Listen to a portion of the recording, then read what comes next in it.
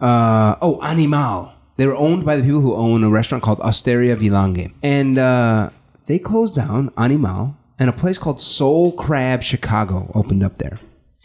And so we're like, all right, it's first day. It must be that people are excited about a new restaurant. That's why there's a line. Yeah. Next day, same thing. The next week, same thing. To this day, it's now been open for 2 months. It's just a line all the time. And we're like, what is going on? So I did some homework.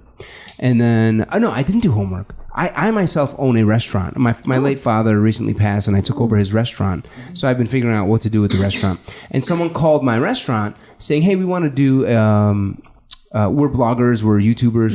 We heard about your restaurant. We want to come do a piece on your restaurant and post it on YouTube. I'm like, cool. I look at their page, and they have Soul Food Chicago. They just did a piece on soul food. I'm like, tell me about these people. Right. What's the line about? Why is their line so long?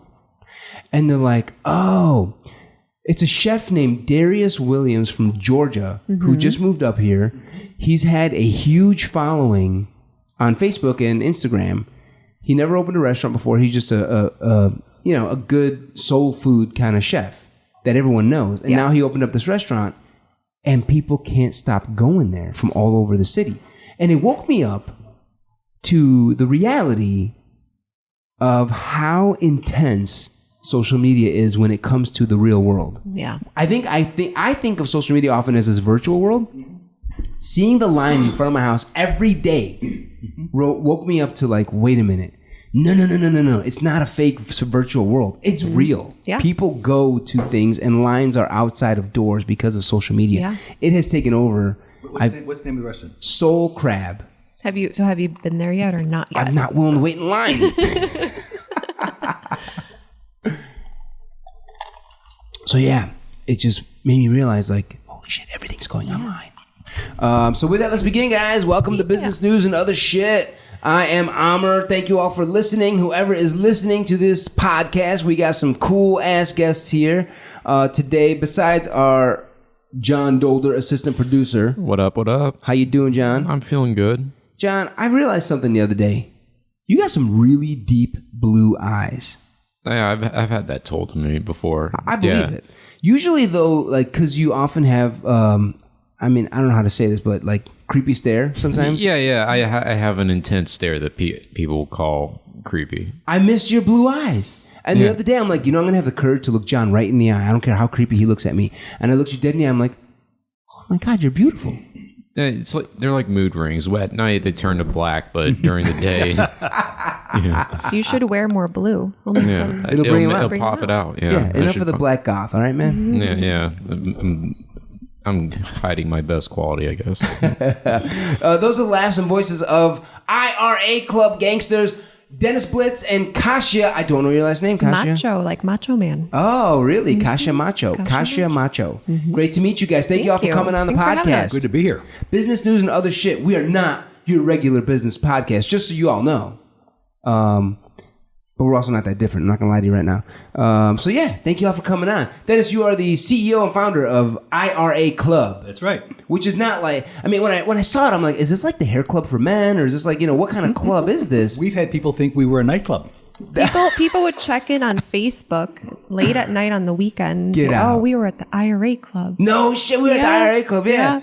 We were partying at Dennis's... Partying, yeah. You should see Dennis's bathroom, man. It was amazing. After 10 beers, that was exactly what I... No. That's funny. I can see that, the IRA Club. That's actually probably a good... Like, I feel like people who are in their 40s or 50s get IRAs no problem, right? That's right. Yes. But I feel like people in their 20s... No, that's not. So, calling it IRA Club was genius. Well, actually, what we were doing when we wanted to call it IRA Club was we wanted to make it that you were, part of a community of like-minded people. And that was how the idea started. People who like to retire and have money. Like to retire and have money. Yeah. We're going to talk so much more about that. And not necessarily retire, just people like to have money. I mean, 'cause a lot of people keep working, but they have built up substantial funds. Well, wait. I mean, I think of an investment retirement account purely, and maybe this is where I'm mistaken, but tell me. I think of an IRA, an investment retirement account, as purely money that I will use in my 60s and 70s. And that was the original idea when Congress did it back in 1974. Okay. Was they were, this is going to help people retire. Yeah. But the reality is, pardon me, today, a lot of people, choose to keep working. A lot of people choose to keep working. And because they choose to keep working. Oh, beyond their 60s, you and mean? beyond their 60s and, et cetera, 70s and more. You can start withdrawing the money from your IRA when you feel like it.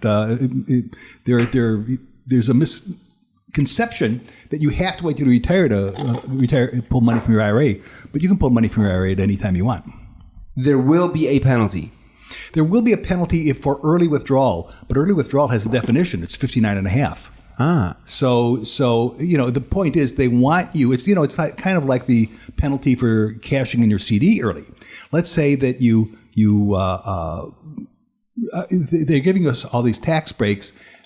In return, we're saying we're saving this for our future, but they had to define future. Well, the future they just defined, and Congress will admit that was a number out of a hat. They just had to make up a number, and they made up 59.5 is your future.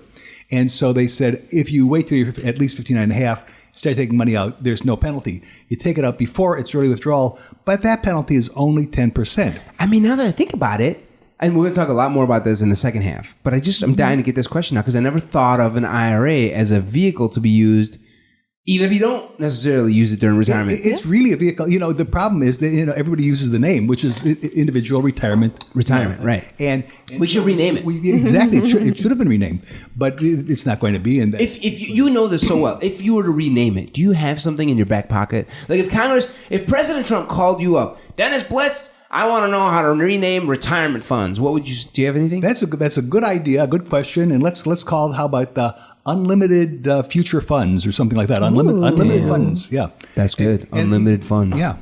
All right. So I guess, and this is the last thing I'll say, and then we'll jump into some other stuff. Would you say that it might actually, like you may actually still make a whole boatload of money? Okay, let's say you start investing at 20. And you're now 40 years old. It's been growing tax deferred. If you withdraw, and let's say your money's doubled. Let's say you had 100 grand, it's now 250 grand, and you're 40. Mm-hmm. Might it make sense to actually withdraw that and pay the 10% in that moment, and you still would make out better than if you would have just had it in a regular investment account? No. What you want to do is first of all, we have to have a couple other issues in there. Did you convert to was it a Roth IRA? And hopefully it will be a Roth IRA. And we'd be happy to talk about all the many advantages to a Roth IRA. But in general, and let's talk about what a self-directed IRA is, because, people hear IRA, they immediately fall asleep because they have an IRA. It's never performed very well. They stop contributing to it. Why am I even talking about this topic? Well, here's the problem. The problem, or the reality. The reality is that IRAs are designed to make a lot of money. As a matter of fact, Congress never set an upper limit on how big the IRA can get. And I can tell you that we know that the largest Roth IRA in the country is a guy named Peter Thiel. And Peter's IRA, and I met Peter. He's a nice guy, very, very intelligent guy.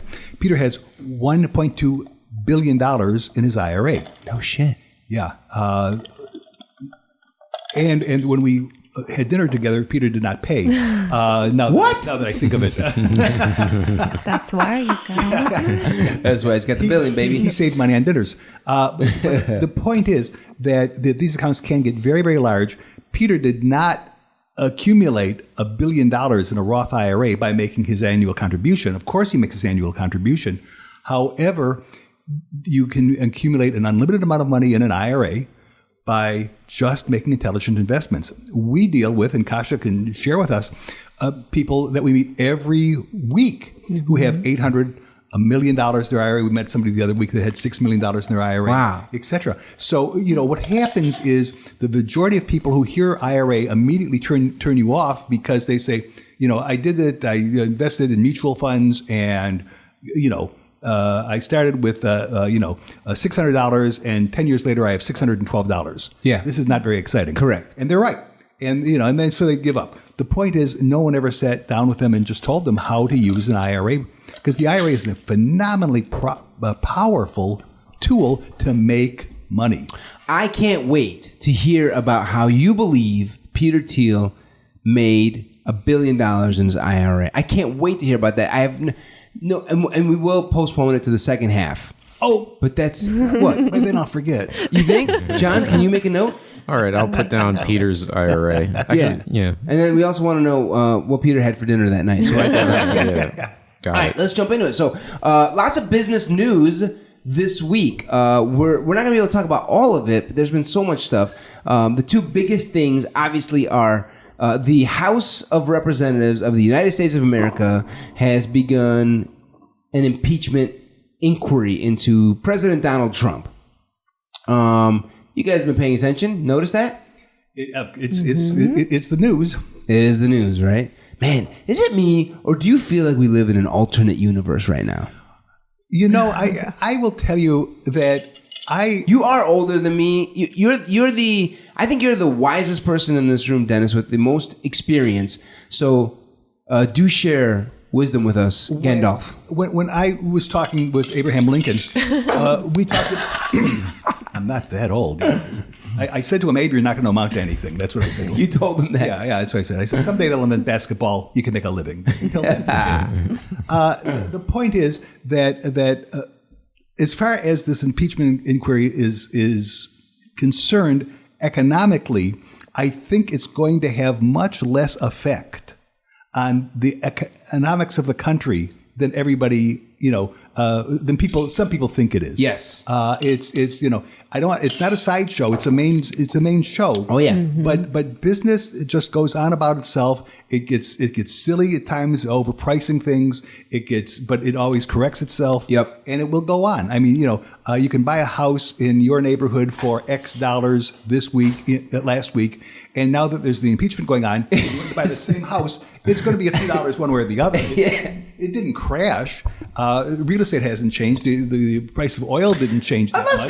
maybe unless you live in Trump Tower and you own a penthouse or something in Trump Tower, that price could change, right? Yeah, but Or not. I don't know. I would be surprised if It might go up. if it changed so radically. I don't know. And again, the Trump Tower in Chicago is not the Trump Tower in another city or another city. They're all That's true. because in the end, real estate is not real estate is a neighborhood. Correct. Not the name on the building necessarily. Right. Yeah. So yeah, I agree with you. I don't think that it's going to I think whatever trend was happening before the impeachment inquiry, I think that trend will just continue after. So we've had a whole lot of drama around tariffs. I think that drama will continue and hurt the global economy, which I think will hurt things. We've had the Fed lowering interest rates. I think that will also impact and continue into the near future. But yeah, I think in general, I was reading and I looked up some stuff about this. President Nixon, from the day the Watergate peeps broke into the DNC until the day he resigned, in that period of time, the S&P was down 25%. However, so were global markets, like Germany, etc. So actually, the impeachment for Nixon had almost no impact on the markets. I think oil embargoes and things like that were having a way bigger effect, and really high interest rates in the 70s were having much bigger effect than the impeachment. And then with Clinton in 98, was it? I did not sleep with that woman. He was behind. I mean, in his day, he was having a boom in the economy. Yeah. Stocks were actually up during his impeachment inquiry, 22%. So the impeachment inquiry, historically speaking, doesn't seem to have too much of an effect. The only way I could see having any kind of an effect is if this is earth shattering, it heralds a whole lot of other change that we didn't expect. It has a massive impact on the tariffs with China or something. That's the only way I could see potentially having bigger effect. I will say there is a Trump effect with the stock market. And if Trump somehow, which I don't expect, does get kicked out of office, that could hurt the stock market. And honestly, I don't even think it will, because if Mike Pence takes over, it's not a radical change. No, the same. Congress is still, the House is still Democratic, the Senate is still Republican. I really think that business is going to go on. Business as usual. Yeah. But what about the alternate universe thing? Am I the only one who feels like we're living in an alternate? Do you feel that way, Kasha? I do. It feels weird, right? Yeah. From how we grew up. Yeah. Oh, absolutely. So this is why I was thinking maybe, Dennis's wisdom might be like, no, I've seen this a million times. Like, well, I was about to say that we all forget, what happened in the past, and when each of those things happened, they were earth-shattering. I mean, were you there for the Gettysburg Address? I was. Well, I held the paper. I said, You wrote the speech and held the paper. I said, Abe, stand up straight, will you? But the point is that we had World War II. We had Yeah. You don't remember, but I No, certainly you're right. do. The Eisenhower heart attacks. I mean, they were a big deal. The Eisenhower He was having heart attacks in office? Oh, yeah, he had twice. Oh, no shit. Okay. Yeah, and Eisenhower was a very, very good president, very Right. strong president, Right. A very, very attractive president politically. Yep. And the Eisenhower heart attacks. I mean, this was the world was coming to an end, and then the next day the world went on. Right. And right. Vietnam and we've been through Civil rights. Civil rights. It felt like a race war during that time, right? That's right. So From what I hear, I was, yes, and there have been endless turmoils in our country, and have always been, and just and each one that happens, we think is a big deal. This is the one. This is And now they all get magnified only because of the constant news drum. Right, I mean, yeah. there was a time that That's what's different. The only news that you got was at the 6 evening p.m. news, You yeah, got yeah. Walter Cronkite, who was this very balanced. Who's Walter newscaster. I Cronkite? love him. Walter Cronkite. He was CBS? CBS. Okay. Yeah, I feel like he might have been like before Dan Rather, I'm guessing. Oh yeah, he was. Yes, he was before Dan Rather. Yes. Yeah, do you remember Walter Cronkite? Mm-hmm. Who's he? He's like a newscaster. I just basically? I like his voice. Yes. Yeah. Walter Cronkite. Oh. So you watched him as a kid? But he was in You didn't? No, I Well, just, then why I are you just, saying I you don't know. love his voice? I just from videos I've watched and yeah. YouTube, baby. Do you YouTube Cronkite, Dolder? Not at all. I've heard the name. I'm not gonna lie, but who he is, I have no clue. Okay. No, but yeah, now I mean we're hearing it all day long. Right. Yeah. From the moment we wake up. Are you bigger yourself, Kasha, on Facebook or Instagram or Twitter? I'm on Instagram. Yeah, me too. I'm more on Instagram these days. But do we really get news from Instagram? Not really, right? What are you laughing for, Dolder? All you get from Instagram is memes. Yeah, and they're pretty good. Yeah, memes are good. That's what Instagram has brought to our life, is memes. Yeah, so I mean, yeah, the information flow is so intense, way more than in Walter Cronkite's days, right? That everything feels like it's an alternate universe almost. At least that's how I feel. Well, on that note, impeachment, I think, will probably not have too much of an effect on markets. As we saw with Nixon and with Clinton, it didn't have much of an effect there.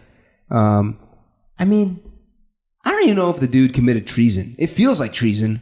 It feels pretty shady. But I don't know if he technically broke any laws. Well, that's the issue. That's the issue where we all have to stop and say we don't know, and we don't know not because of our own ignorance. We don't know because the news cycle has changed so much, and the people who are giving the news now are not journalists. What are they? They are people with an opinion. Aliens. We're in an alternate universe. Well, that's right. They're not journalists. They're editorializing. personalities, They're yeah. editorializing, and they're if you go back seriously, and I don't mean to be silly, but to ABC, NBC, CBS, and the news was Fox. very, very balanced. And they gave you this is a fact and this is a fact and this is a fact and draw your own conclusion, and this is a fact and this is a fact and this is a fact and draw your own conclusion. There wasn't somebody telling you their interpretation of everything. So Fact versus feeling. Yeah. I've seen Wolf Blitzer in more, like, I don't really watch CNN too much anymore. When I do, for some reason, I turn around, I'll see Don Lemon, or I'll see Chris, I forget his last name, or I'll see Anderson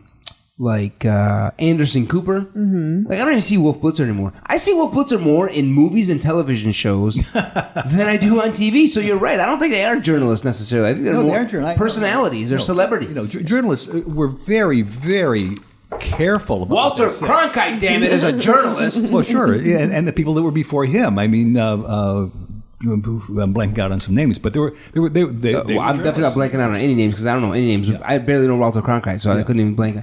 Here, let's see. There's got to be someone famous before Cronkite. Yes, and I'm trying to. Charlie Rose, was he before Cronkite? Yeah, but the guy who Cronkite replaced, also CBS, was a war correspondent. And these guys were just, they were journalists and they were careful about, fact checking, and they were careful about being, giving both sides of a story, and not even saying you make up your own mind. It was, here's the two sides, two sides of the story, and the next story is this. It does. I don't know the law, but it does feel pretty shady for Trump to say. By the way, I registered originally 20 years ago as a Republican. Mm-hmm. Okay, and these days in the last couple elections, I've voted Democrat. Mm-hmm. Oftentimes plugging my nose, but I still voted Democrat. Mm-hmm. I don't even know if what he did was illegal. Mm-hmm. Do us a favor, check out Joe Biden's son, mm-hmm. see if you can get some dirt on Joe. It just feels illegal. Mm-hmm. But a part of me is like, I don't care if the Constitution, I don't know if the Constitution says that's illegal or not, but it just feels icky and dirty. What do you guys think? If indeed that's what happened and there was no other facts, but that's the point, we don't know what other facts there were, then yeah, it's an abuse of power. There's no question. But yeah, because you're saying I'm in a place of power where I can influence Zelensky, the Prime Minister of Ukraine, Volodymyr Zelensky, mm-hmm. tell him to investigate this stuff. He's able to do that because he's the President of the United States. Thereby abusing power. Exactly. Okay. That's what it is. And so he could get impeached for that. The Senate will then look at those facts and decide. I think because it's a Republican-controlled Senate, I would presume he wouldn't. Nothing happens. Yeah, they need 2/3 majority. That's a lot of people. Yeah. Okay. Well, that's Trump. I don't know if he's guilty or not, man, but it don't feel right. Well, it doesn't feel right, but this is a business show, and it's not going to impact business. Bam. That's my man right there. You know your stuff. All right, let's move on to WeWork. Guys, I've been talking about WeWork for months. I mean, I've never the day I found out. So WeWork CEO is this guy, Adam Newman. Mm-hmm. He's a big, tall Israeli dude, long hair. I think he walks around like he owns the place. You know what I'm saying? Like he's got that kind of charisma mm-hmm. and swag. He's got swag. That's what he's got. Have you heard that term before, Dennis? Swag? Of course. Oh, you have? Okay. Yes. Yeah, damn. Yeah. So, I think the dude was able to, use a lot of that personality and charisma that he's got to arrive at a place where this company was able to raise billions of dollars, borrow billions of dollars, and then try and publicly raise billions and billions and billions of dollars. And the moment I heard that he was buying buildings personally under Adam Newman's personal name with Eli Tahari, the fashion designer, do you guys know this name? Mm-hmm. Mm-hmm. And then leasing that back to the company he runs, I was like, yo, that is not cool. This dude's putting money in his pocket mm-hmm. and taking it out of his company's pocket. Mm-hmm. Something don't feel right about that. I am not investing in that. That's when I started looking into this guy more. And then I think last week or the week before, there was word that he charged. He went out and took intellectual property rights on the word "we." Yeah, he did. You saw that too? I saw that. Yeah. Have you seen this, Kasha? No. So yeah, he went and got copyright for the word "we," so that only his company could use "we." Now he got the copyright under his own name, Adam Newman, mm-hmm. and then he leased it to WeWork for $6 million. Wow. Right. Dennis, this is how we should be running companies. What the hell are we doing here?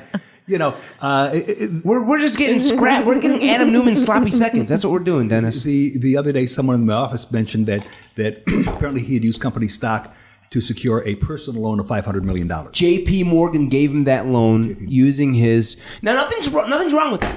Mm-hmm. Correct? Wouldn't you agree? Nothing's wrong with that. Well, pardon me. We don't know. We don't know if that stock was pledged to other people. We don't know if the other investors knew that he was using that to pledge it.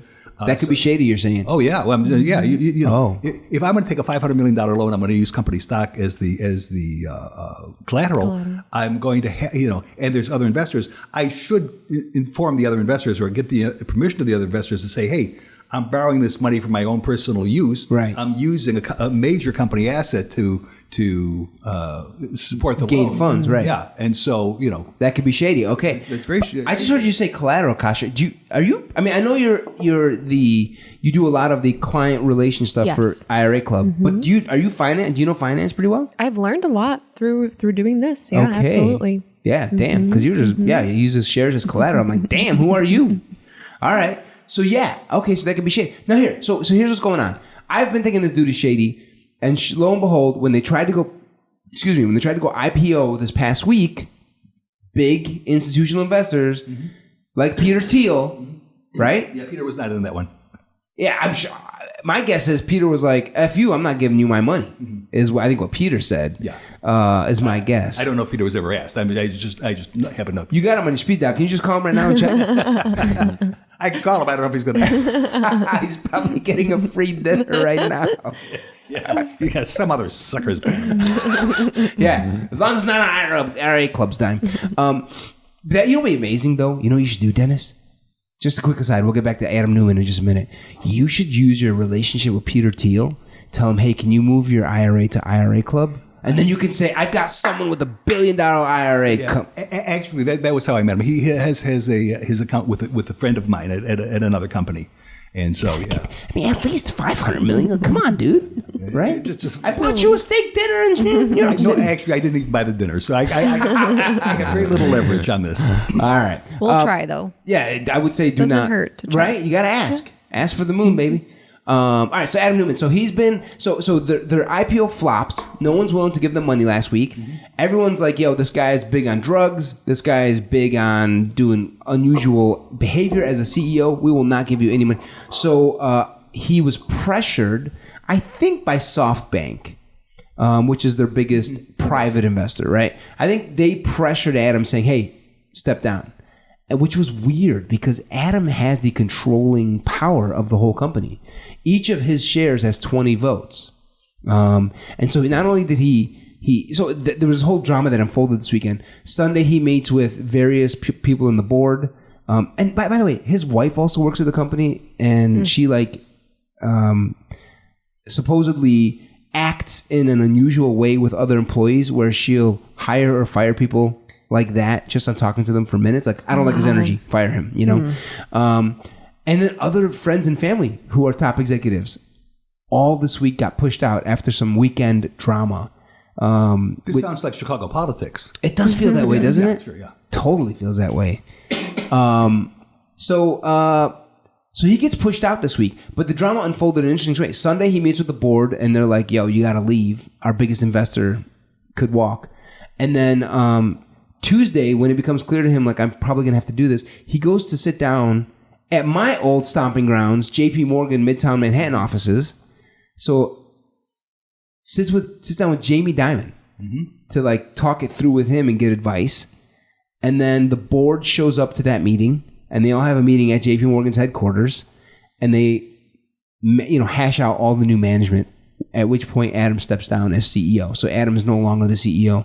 They've replaced him with a couple of executives that were there. He gone. That's right. Are you a Sox fan? Yeah. Cubs, actually. Are you really? I grew up a Sox fan. And so he gone. Wasn't that a Sox thing? I don't know. I say it all the time. I don't know where it comes from. I feel like it comes from a White Sox sports commentator. He gone. So Adam Newman is gone. And so I think this is a huge win for the average investor who might potentially buy one of these whole, new IPO tech companies in their IRA, for example. I think it's a huge win that shareholders were able to step up and say no to another IPO trying to take their money. Uber, I thought that was a bunch of horse shit. Lyft, same thing. There's all this drama with WeWork was supposedly Goldman and Morgan Stanley were telling WeWork that we'll give you we think you can get a valuation of 90 billion or 100 billion for a office sharing company. You know Regis, which has 6 times as many offices as WeWork. They're a public company that's worth $12 billion. Why would WeWork be worth $100 billion? They don't have they have barely a sixth of what Regis has. Well, you know, but there's another side of that coin. And the other side of that coin is the people telling him it was worth 80, 90, $100 billion were the people who stood to gain the most by taking it public. Fees, baby, $100 million in fees they would have made, if not more, a couple $100 million. Yeah, a couple $100 million. Yeah. Yeah, wow. I mean, I got to tell you, like, hearing the story that he was at my old offices and all that drama unfolded brought me back to like me working at an investment bank, and it reminded me of all the reasons I didn't feel congruent with that whole environment for myself, you know, and how at the end of the day, the most important thing every morning when I would wake up and go to the office, the first thing we all would do is open up our sales credit log to see how much money we made the prior day. Oh, that's right. You know, it's the most important thing. And it was just like the pressure to perform is extremely high. Nothing wrong with that. I'm okay with that. You got it in sports, you got it in banking, you got it wherever. That's fine. Pressure to perform. However, it felt like, you know, the written rules and the unwritten rules about how to get that there were just so... There was so much ambiguity around that. You know what I'm saying? And so I think this is an example of that, where bankers at JP Morgan were like, yeah, lend him the $500 million line of credit for his personal. Yes, let him buy that Manhattan building for him and Eli Tahari, and then let them, you know, lease it back to WeWork. They raised $6 billion in public debt financing for this. That just feels sketchy. It's amazing. It's astonishing that anything happens. Because when you think about it, really all it is a very glamorous. It's not a software company. It's not. It's a timeshare. That's what it is. with beer taps.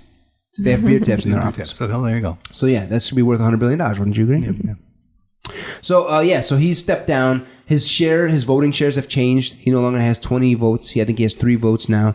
And I think this is a big win for WeWork. And I think, honestly, I think it's going to be a hit to JP Morgan's reputation as the articles start to come out.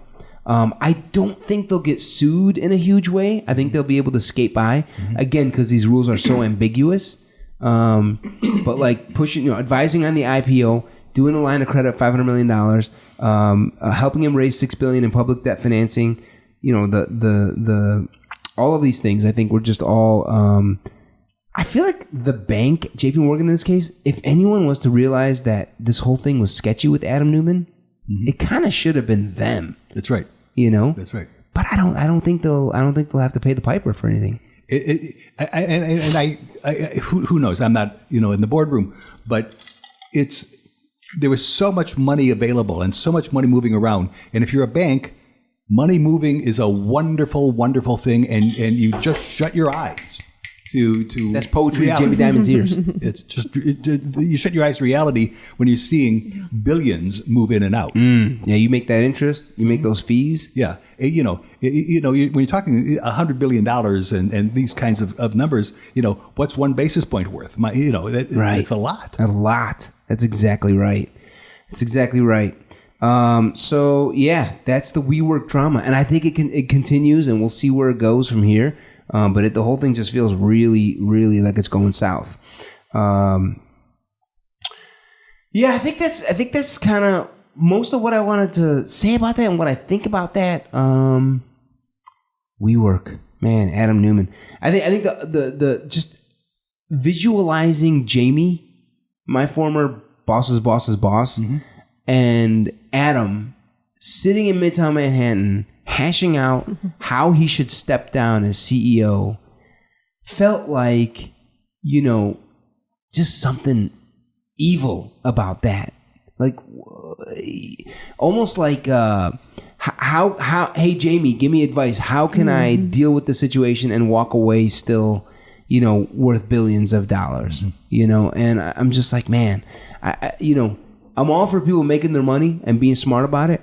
But when there's a lot of funny business, if I'm Jamie, I'm like, dude, why are you even coming to my office? You've been doing a lot of sketchy, shady shit. I don't want to be even associated with you. So that is what kind of irked me about the whole thing. But on the other hand, again, we go back to the dollar. Jamie Dimon wants to, on behalf of Chase, get out of it where he's unscathed. So he's going to reach out and help the enemy and help the bad guy. So that it doesn't reflect back on the bank. Minimizes the damage it can do to the bank. I'll give Jamie this, and I'll give JP Morgan this. And this is not giving him much. Any other bank, I believe, Morgan Stanley, Goldman Sachs, Credit Suisse, UBS, you name them, they all would have done the same exact thing. That's probably true. If they were in JP Morgan's shoes. They would have made all the lines of credit loans. They would have made all the same, not one iota different. It's just like not many banks these days are looking at the whole thing and being like, this doesn't feel right. Let's get away from this, It's hard to say no. It's very hard to say no. It makes me wonder, like, what other tech companies that are disrupting the industry, are making all these kind of like deals and loans and have billions of dollars. I mean, JP Morgan himself would be so upset if he saw what his bank.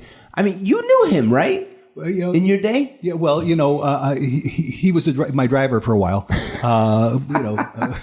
No, but you're right. JP Morgan would have been upset because he himself was an incredibly ethical, driven person.